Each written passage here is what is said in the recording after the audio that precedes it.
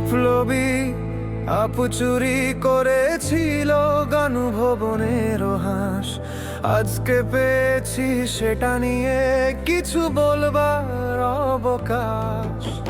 সেই হাঁস আজ ডাগর হয়েছে, ডিম দেয় রোজ তাকে। ডিমগুলো খুব মিষ্টি স্বাদের, স্বাদ মুখে লেগে থাকে। ডিম কিছু খায়, কিছু রেখে দেয় বাচ্চা পাওয়ার লাগি। ইউনূস সাহেব বলেছেন হতে ব্যবসায় অনুরাগী। ক্ষুদ্র ক্ষুদ্র ডিম দিয়ে তুমি বড় বড় হাঁস পাবে।